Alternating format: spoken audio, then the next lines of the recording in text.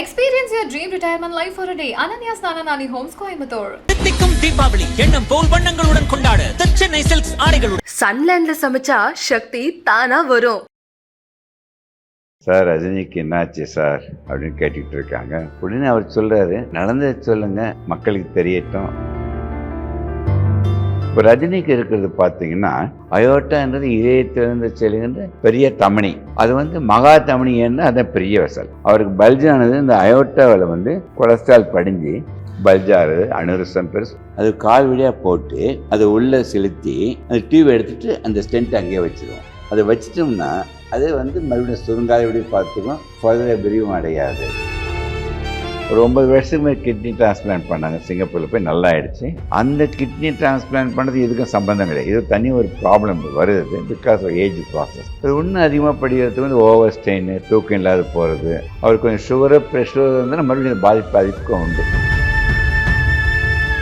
சாருக்கு ஸ்டார்டிங்கில் இந்த ஸ்மோக்கிங் அடிக்டிங் அதெல்லாம் நீங்கள் நிறைய பார்த்துருக்கீங்க. ஆமாங்க, அதனால இந்த மாதிரி கரெக்டாக இது கிரானிக் ப்ராசஸ் தானுங்க.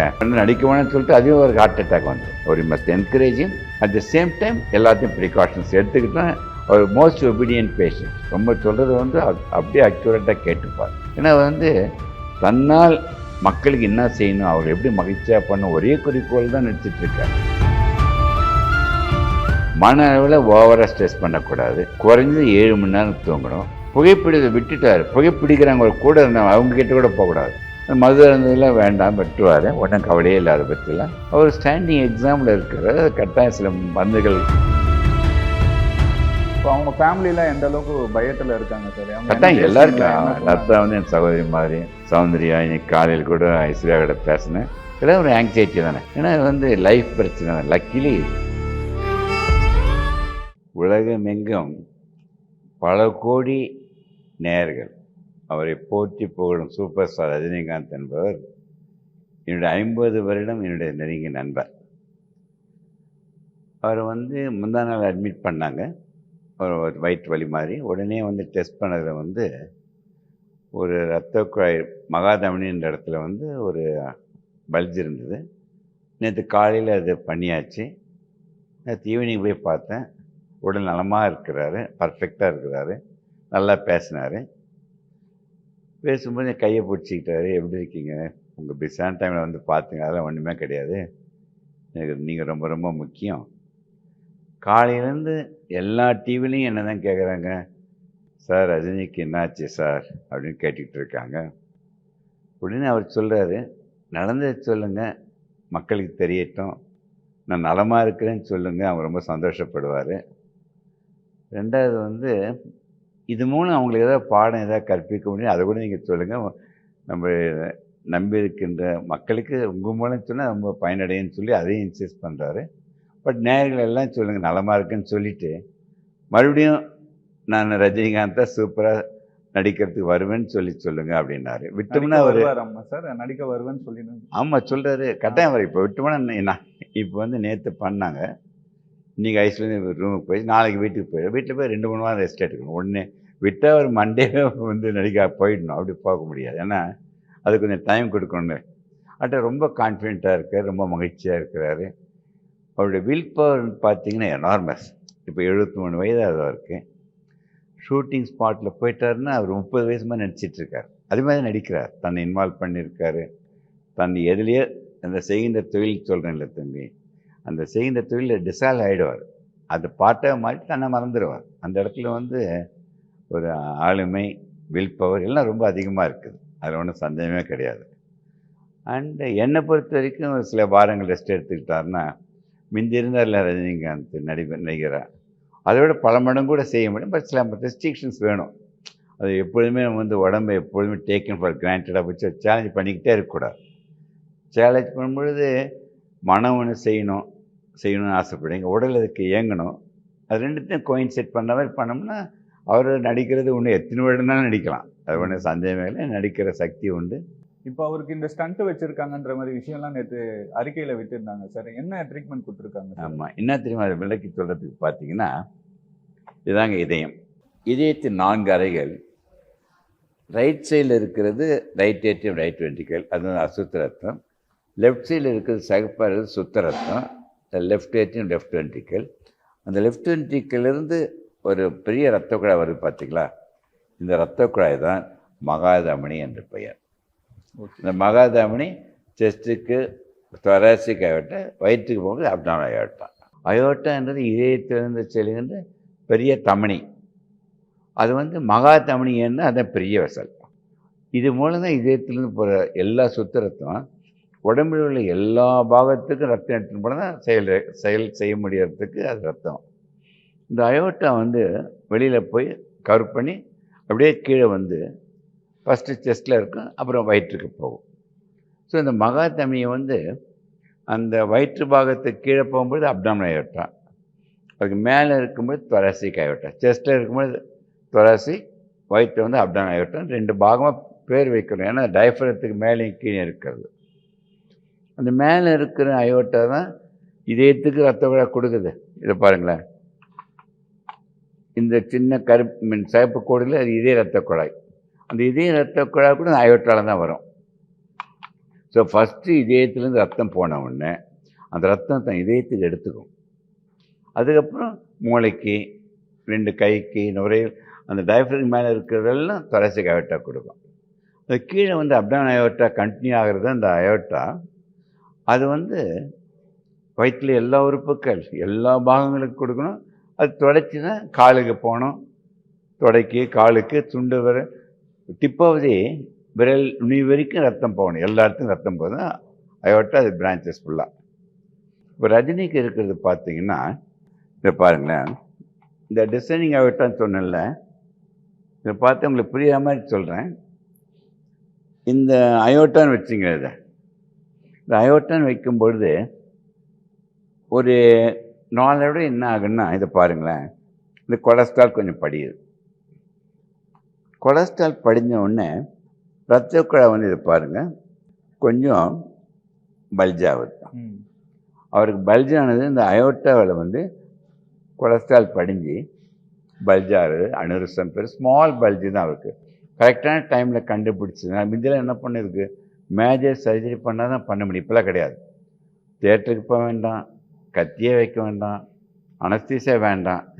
அது என்ன பண்ணுவோன்னா, கால் வழியாக சின்ன டியூப் போட்டு, இதை அவங்க இந்த மாதிரி ஒரு டியூப், அந்த டியூப் போட்டு என்ன பண்ணுவோன்னா, அது பேர் வந்து என்ன டெக்னிக்னா டிரான்ஸ்கெத்திட்டர் எண்டோவாஸ்குலர்னு ரத்த குழாய்க்குள்ளேயே அயோட்டிக் ரிப்பேர் டவார்னு பேருங்க. அது வந்து போட்டு டயலேட் பண்ணி விட்டுட்டோம் வச்சுங்க, அந்த அனுரிசம் சொல்கிறோம்ல, அந்த பல்ஜி போய் எதுவும் பாதிக்காது. அந்த ரத்தம் வந்து அந்த ஸ்டென்ட் கிராஃப்ட்னு பேர், இது பேர். அதுவே ரத்தம் சீராக போகும்பொழுது அந்த அயோட்டா பல்ஜ் ஆனதுனால எந்த தீங்கும் வராது. அப்படியே பார்த்துக்கிற டெக்னிக் இது வந்துடுச்சு. ஸோ இது வந்து போட்டோன்னே இப்போல்லாம் வர அந்த ஸ்டென்ட் கிராஃப்ட் இல்லை, 20 வருஷம் 30 வருஷம் கூட வேலை செய்கிறதுக்கு வாய்ப்புகள் உண்டு. இப்போ சில ப்ரிகாஷன், சில மருந்துகள் சாப்பிட்டா ஒன்றுமே பரவாயில்ல. அந்த இது என்ன ஆகுதுன்னா, அந்த ஸ்டென்ட்டு சொல்கிறேன் இல்லைங்க, அந்த ஸ்டென்ட் கிராஃப்ட்ன்றது என்னென்னா, இப்போ ஒரு மெஷ் மாதிரி வச்சிங்களேன், மெட்டாலிக் மெஷ்ஷில் அது வந்து உள்ளே இருக்க லைனிங் வந்து என்ன தெரியுமான்னா, அது வந்து ஃபேப்ரிக் தான், சிந்தட்டிக் ஃபேப்ரிக், பாலிவினைல் ஃபேப்ரிக். அது வந்து நேச்சுரல் ரத்த குழாய் மாதிரி ரத்தம் சீராக போகும். ரத்தம் கலட்டாக இருக்கிறதுக்கு பதில் நம்ம உடம்புகள் ஏற்றுக்கொள்ளப்படுகின்ற அந்த சிந்தட்டிக் மெட்டீரியல் அது உள்ள லைனிங் இருக்கிறது நார்மலாக ஆகிடும். அது ஒன்றும் பிரச்சனையே வராது. அது லைஃப் லாங் இருக்கும். அதை பற்றி சில ப்ரிகாஷன் எடுத்துக்கிட்டால் அது வந்து எந்த விதத்துலையும் அவர் ஒன்றும் பாதிக்காது. பட் சில ப்ரிகாஷன்ஸ் எடுத்துக்கணும். அவருக்கு ஆல்ரெடி இந்த கிட்னி டிரான்ஸ்பிளான்ட் பண்ணனால அந்த இஷ்யூ வந்திருக்குமா சார்? ரொம்ப அருமையான கேள்வி. ஒரு 9 வருஷத்துக்கு மேலே கிட்னி டிரான்ஸ்பிளான்ட் பண்ணாங்க. சிங்கப்பூரில் போய் நல்லா ஆயிடுச்சு. டாக்டர் ரவிச்சந்திரன் என்னுடைய மாணவர் தான் போய் எல்லாம் பண்ணாங்க. அதுக்கப்புறம் சில வருடத்துக்கு முந்தி கழுத்துலேருந்து பிரெயினுக்கு போகிற ரத்த சும்மா நடப்பது நார்மல் ஆகிப்போச்சு. இது வந்து ஓவர் ஸ்ட்ரெயின் தான் அர்த்தம்.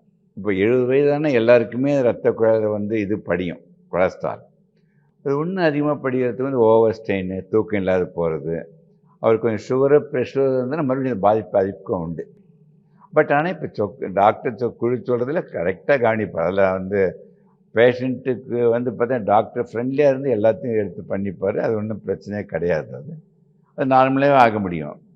அந்த கிட்னி டிரான்ஸ்பிளான்ட் பண்ணது இதுக்கும் சம்பந்தம் கிடையாது. இது தனி ஒரு ப்ராப்ளம் வருது because of age process.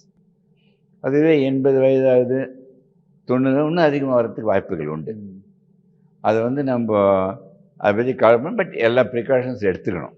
அவருக்கூட will பவர்னால தான் இப்படி நல்லா இருக்கார், கழட்ட முடியாது. இப்போ சடனாக இந்த ப்ராப்ளம் வர்றதுக்கான காரணம் என்ன சார்? என்னுடைய ஃபீலிங் வந்து கொஞ்சம் கொஞ்சமாக இருந்துகிட்ருக்கோம். இப்போ அக்யூட் ஸ்ட்ரெஸ் ஒன்று வருதுன்னு வச்சு ஏதோ ரீசன் அவர் என்ன பண்ணுறாருன்னா, தன்னால் முயன்ற வரைக்கும் நடித்து பணம் சம்பாதிப்பது என்றதை விட மக்கள் நம்ம வச்சிருக்கின்ற நேயர்களுக்கு மகிழ்ச்சியை கொடுக்கணுன்ட்டு கட்டாயம் இருக்கிறாரு. அவர் மனநோக்கம் எனக்கு தெரியும். அவர் இப்போ நிறைய மூவிலாம் நடிக்கிறனால அவருக்கு ஸ்ட்ரெஸ் ஆகிடுதா சார்? அது நல்லா இத்தனோ வருஷம் நடிச்சிட்டாரு. ஆனால் ஸ்ட்ரெஸ்ஸில் பட் ஆனால் எஃபர்ட் பண்ணமில்ல, கொஞ்சம் தூக்கம் இருக்காது பண்ணணுன்றது. அவர் அடிக்கடி இமயமலை போகிறதுல ஆன்மீகத்துக்கு எப்படின்னா தன்னை உணர்வதற்கு மகிழ்ச்சியாக இருக்கிறது எல்லா முயற்சியும் எடுக்கிறாரு. அது வந்து என்ன பண்ணால் மனவனுக்கு உடல் கொஞ்சம் ஒத்துழைப்பு, பட் மறுபடியும் வந்து கோயின்சைட் பண்ணி அலைன்மெண்ட் பண்ணிட்டா இன்னும் நார்மலாக இருக்க முடியும். அதான் நேரில் இதை வச்சு ஒன்று சொல்கிறேன்.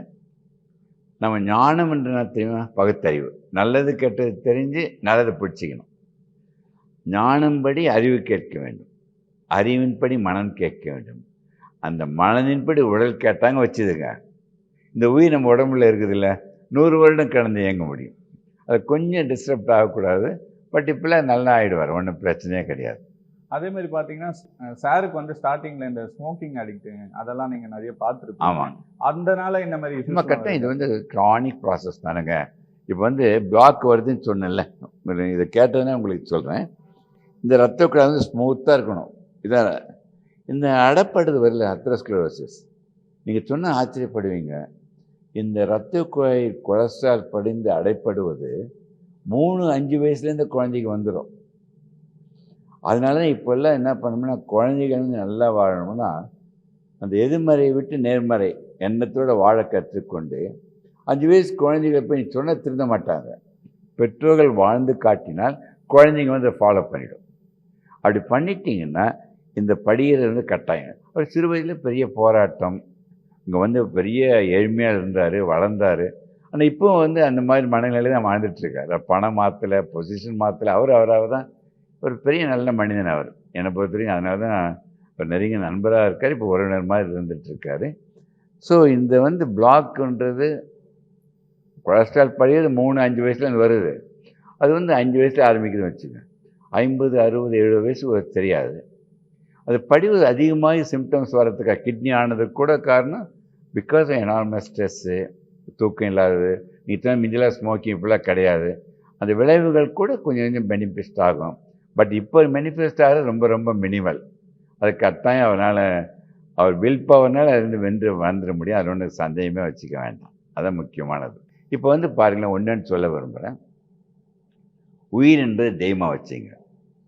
உயிரினும் தெய்வம் உடலினும் ஆலயத்தில் மட்டும்தான் இயங்கும். அந்த ஆலயத்தை சீராக வைத்து கொண்டால்தான் விலைமதிக்க முடிய உயிர். அதுக்காக தான் ஆலய வழிபாடு. ஏன் பல மதங்கள் தோன்றியது தெரியுமா? அந்த காலத்தில் ஆலயம் போகிறோமில்ல, ஆலய வழிபாடுன்றது அந்த ஆலயத்திற்கு சென்ற மன அமைதியாகிடும். அமைதியாக கடவுள் ஒன்று கும்பிட்றீங்களா, மூலவர்னு சொல்லி, எந்த மதமாக இருக்கட்டும், அந்த மூலவர் என்பது அவர் மூலம் தன்னை அறிந்திருக்க வேண்டும். ஏன் இந்த பாயிண்ட் சொல்கிறேன்னா, எவர் ஒருவர் தன்னை அறிந்திருக்கின்றார்களோ மனம் அமைதியாகிவிடும். மனம் அமைதியாகிடுச்சுன்னு வச்சுக்க, மகிழ்ச்சி வந்துடும். அதான் அடிக்கடி ஒரு மீட்டிங்லாம் கேட்பேன். இதையும் பேச தெரிந்தால் இதையும் 100 வருடம் கடந்து இயங்க வேண்டும் என்றால் அது என்ன கேட்குன்னா, அது உங்களிடம் கேட்பது நீங்கள் வைத்திருக்கின்ற பட்டமோ சொத்தோ பதவியோ பணமோ எதுவுமே கேட்காது. அது கேட்பது ஒன்றே ஒன்று, நீ மகிழ்ச்சியாக மட்டும் இரு. மகிழ்ச்சி எப்படியுமே வரும் தம்பி, தன்னிடம் இருப்பதை கொடுப்பதில் தான் மகிழ்ச்சி. அது வந்து உழைப்பாக, நேரமாக, அறிவாக, பணமாக எதுன்னு கொடுத்துக்கிட்டே இரு, மகிழ்ச்சி இருந்துக்கிட்டே இருக்கும். அது கொடுக்குற முயற்சினால தான் ஸ்ட்ரெஸ் ஆகிடக்கூடாது. ஞாபகம் வச்சுட்டிங்கன்னா. ஸோ மகிழ்ச்சி என்பது கொடுப்பதில், அதை விட பல மடங்கு மகிழ்ச்சி விட்டு கொடுப்பது. அதுக்காக நான் ஒன்றே ஒன்று சொல்கிறேன். உயிர் சொன்னேன்ல தம்பி, உயிரினம் தெய்வம் உடலினம் ஆலயம். அந்த ஊவை வந்து 3 ஊக்களாக பிரித்தேன். நான் சொல்கிறேன், கூடயே சொல்கிறீங்களா? 3 ஊக்கள்: உணர்வு, உணவு, உடற்பயிற்சி. இந்த 3 ஊக்களை 3 மந்திரங்களாக சொக்கலிங்கம் 56 வருடமாக உலக மக்கள் சொல்லிட்டு இருக்கேன். அந்த மந்திரங்களை இந்தியிலேருந்து நம்ம பார்க்குற நேயர்கள் கடைப்பிடித்தால் 100 வயசு வரைக்கும் வர முடியும். இதே இவர் கடைப்பிடிச்ச இப்போ ரஜினிகாந்த் பேசும்போது சொன்னேன், 100வது பிறந்த நாள் சொக்கலிங்கம் தலைமையில் கொண்டாட போகிறேன்னா, அது கடவுள் கிருபையில் இருக்கட்டும், இருந்தால் நல்லதான் மக்களுக்கு செய்யணும்னு சொல்லி அப்போ சிரிச்சுட்டு சொல்கிறாரு. அந்த 3 மந்திரங்கள் என்ன தெரியுமா விக்னேஷ்? எண்ணுகின்ற எண்ணம் சீராக, சொல்லுங்க. எண்ணுகின்ற எண்ணம் சீராக, உண்ணுகின்ற உணவு சீராக, உண்ணுகின்ற உணவு சீராக, சீரான உடற்பயிற்சி. இந்த 3 மந்திரங்களை இன்னிலிருந்து கடைப்பிடிக்கிட்டோம். இதை சொல்லுங்களேன். சார் நீங்க சொல்லிடுங்க. இதை பாருங்களேன், இது என்ன பாயிண்டர் தானே? இந்த பாயிண்டை வச்சுக்கிறதுக்கு காரணம், இந்த முனை என்பது கருவறை, இந்த முனை என்பது கல்லறை, இடையில் இருப்பது தான் வாழ்க்கை. வாழ்க்கை என்பது நம் கையில், நம்பிக்கையில், தன்னம்பிக்கையில், மூட நம்பிக்கை அற்று, நான் சொன்னேன் இப்போ 3 மந்திரங்கள், அதை கடைப்பிடிக்க ஆரம்பித்து விட்டால், இதை கவனிங்களேன், இந்த கோட்டை நம்ம கூட்டிக் கொண்டே போக முடியும். இல்லை சொக்கலிங்க வேதாந்தம் பேச கடைப்பிடிக்க மாட்டேன்னா இந்த கோடு குறைந்து கொண்டே போய்விடும். இப்போ சொன்ன ஆச்சரியப்படுங்க, பயப்பட வேணாம் நேயர்கள். இந்தியாவில் மட்டும் 20 வயதிலிருந்து 30 வயது ஆண்கள் பெண்கள் 1 மணி நேரத்திற்கு 90 பேர் இறந்து கொண்டிருக்கிறார்கள். அதுக்கு ஒரே வழி, முற்றுப்புள்ளி வைக்க 3 மந்திரங்கள் மட்டும், மகிழ்ச்சி மட்டும்தான் வேணும். அதான் எல்லாருக்கும் சொல்ல நேயர்கள் அனைவரும். இப்போ சார் இதை ஃபாலோ பண்ணிட்டு தானே சார் இருக்காரு? அம்மா ஃபாலோ பண்ணிட்டு இருக்காரு, இன்னும் ஃபாலோ பண்ண இன்னும் ரீஎம்போஸ் பண்ணிக்க வேண்டியதானே. அவர் ஃபாலோ பண்ணுறது ரொம்ப அதர்வைஸ் இப்போ 8-9 வருஷம் ஆகி கிட்னி எல்லாமே நல்லா இருக்குது. பட் அப்பப்போ என்னுடைய பொறுத்து மனசில் ஒரு வருத்தம் இருக்கலாம், கொஞ்சம் உள் மனதில் போனால் கொஞ்சம் டென்ஷன் இருக்கலாம். அது மனிதனுடைய இயற்கை. நான் என்ன சொல்ல போகிறேன், அதில் please avoid hurry worry curry to get பரீடுன்றேன். இது 3 தவிர்த்தா தான் நம்ம உயிரை வாழ முடியும். சரி, எப்படி சொக்கலிங்கம் மகிழ்ச்சியாக இருக்கணும்னு கேட்டீங்கல்ல, இதை நான் ரஜினிகாந்தை வச்சு உங்களுக்கு சொல்ல போகிறேன். அவர் மகிழ்ச்சியான வார்த்தை ரொம்ப பிடிக்கும் அவருக்கு. நீங்கள் நிறைய சினிமாவில் யூஸ் பண்ணியிருப்பார். என்ன தெரியுமாங்க, இதை பார்க்குறீங்கள, இந்த கோட்டில் 10ஆக டிவைட் பண்ணுறேன் தம்பி. இப்போ 0ன்றது மகிழ்ச்சி, மிடில் 10ன்றது மகிழ்ச்சியும் வச்சுக்க. சரி, நீ எந்த மகிழ்ச்சியில் இருக்க சொல்லி பார்க்கலாம். க்ரீனில் இருக்கீங்க 10ல். இப்போ கேட்குற நேயர்கள் 10ன் மகிழ்ச்சியில் இருந்துட்டீங்கன்னா, நீங்கள் அனைவரும் சொக்கலிங்க 100 வருடம் வர வேண்டாம். இப்போ நிறைய பேர் பார்க்குறேங்க 2, 3, 5ல் இருக்கார். சில பேர் மகிழ்ச்சி குறையலாம்.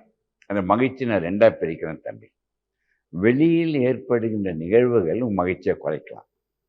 இவன் அருமையாக சொன்னேன்ல, உள்ளே இருக்கின்ற மகிழ்ச்சி நீ 10ன்னு வச்சுக்கிட்டு, அந்த மகிழ்ச்சி என்ற உள் உணர்வில் வெளியில் இருக்கின்ற மகிழ்ச்சியற்ற நிலையை போக்க முயற்சி பண்ணு. ஸோ மகிழ்ச்சியை 2ஆக பிரிக்கிறேன். வெளியில் நிகழ்வுதான் ஏற்படுகின்ற மகிழ்ச்சி, உள்ளே ஏற்படுகின்ற மகிழ்ச்சி. உள்ளே இருக்கிற மகிழ்ச்சி 10 வச்சுக்கிட்டே வச்சுங்க, இது அனைத்தும் கடந்து போகலாம். எதுக்கு இந்த பாயிண்ட் சொல்கிறேன் பாருங்களேன். இதை பாருங்கள், முன்ன சொன்ன ரொம்ப ஆச்சரியப்படுவீங்க. இப்போ மகிழ்ச்சியோடு இருக்கேன் வச்சுங்க, என்டார்ஃபின் ஒரு ஹார்மோன் சுரக்கு தம்பி. என்டார்ஃபின் அர்த்தம், வெளியில் இன்ஜெக்ஷன் போட்டுக்கிறது மார்ஃபின், அது போட்டுக்கிட்டு உங்களை கொண்டு விடும். உள்ளே சுரக்கின்ற மார்ஃபின் தான் என்டார்ஃபின். அது சுரக்கின்ற வரை ரத்தத்தில் இருக்கின்ற கொலஸ்ட்ரால் மிக முக்கியம். அது ரத்தத்தில் மட்டும் இருந்து எல்லாவற்றையும் காப்பாற்றும். அந்த மகிழ்ச்சியை இழக்கும்போது என்டார்ஃபின் பதிலே கோபம், போட்டி, பொறாமை, பதட்டம் ஏதோ ஒன்று வருதுன்னு வச்சுக்க. ப்ளஸ் ஸ்மோக்கிங், ஆல்கஹால் எது இருந்தாலும் வச்சுக்க, அது அட்ரினலின் ஹார்மோனை கூட்டி அந்த கொலஸ்ட்ராலை பிரித்து ரத்த குழாய் படிய வைக்கும். ஸோ ரத்த குழாயில் கொலஸ்ட்ரால் படிவதற்கு ஒரே ஒரு காரணம் மகிழ்ச்சி இழப்பதால் மட்டும்தான். ஸோ காப்பாற்றுகின்ற கொலஸ்ட்ரால் படியும் பொழுது உங்களை கொண்டு விடுகிறது. கொண்டு விடாமல் பார்த்துக்கொள்வது மகிழ்ச்சி மட்டும்தான் சொன்னேன். இந்த அக்யூட் ஸ்ட்ரெஸ்ன்னு வந்த உடனே இந்த லைனிங் பார்த்தீங்களே, ஒரு சின்ன கீறல் வரும். அது ஸ்மோக் பண்ணால் கீறல் வந்துடும். உடனே அந்த இடத்துல என்ன ஆச்சுன்னா, இது பார்த்தீங்கன்னா பாருங்கள், யாரும் பயமுறுத்தல, கடைபிடிச்சா போதும் இந்த இரத்த குழாய்கள் ரத்தம் இது பார்த்தீங்களா உறையும். இது 2 நிமிடத்தில் உறைந்து உங்களை உயிரை இழக்க கூட செய்திடும். இரத்த குழாய் படிவதற்கு நாட்கள் ஆகும், உறைவதற்கு 2 நிமிடம் போதும் அக்யூட் ஸ்ட்ரெஸ்ஸில். ஸோ அதான் சொல்கிறேன், இரத்த குழாய் அடைப்படுவதோ ரத்தம் உறைவதோ, இரத்த குழாய் இப்படி இருக்குதுல்ல வேகமாக சுருங்குவதும் அனைத்தும் எதிர்மறை எண்ணம், எதிர்மறை இப்போ வாழ்க்கை. சாருக்கும் இந்த மாதிரி தான் இஷ்யூ வந்திருக்கு. எப்படின்னா கொஞ்சம் நாளளவுலேயே வந்தது. இப்போ 20-30 வயசுல இறக்குறவங்க நிறைய பேர் இருப்பாங்க. இப்போ 73 வயசு சொக்கலிங்க 80 வயசு. இதே மாதிரி இப்போலேருந்து கடைப்பிடிச்சா 100 வயசு வாழ முடியும். எல்லாருக்கும் அதான் சொல்ல வரேன். இப்போ ஒன்று கேள்வி கேட்டேன்ல, எவராவது இன்றையிலேருந்து நீங்கள் 1 வருடம் கடைப்பிடிங்களேன் இந்த 3 மந்திரத்தை. இதை சொன்னால் நீங்கள் ரொம்ப ஆச்சரியப்படுவீங்க. இதை பாருங்களேன், எவருக்காவது இப்போ 90% அடைப்பே வச்சிங்க. இவருக்கு அடைப்பு இல்லை, அந்த இரத்த குழாய் கொஞ்சம் வீங்கி போயிடுச்சு. அனுரசன் பேர், அதை பண்ணியாச்சு.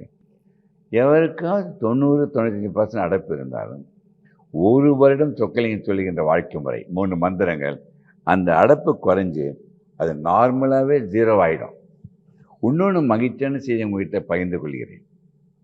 அதாவது நான் சொல்லி மக்களுக்கு இனிமேலும் நிறைய ஒரு பாடம் கூட சொல்லிக் கொடுங்களேன்ற அதுக்காக எல்லாம் நான் சொல்லிட்டு இருக்கேன்.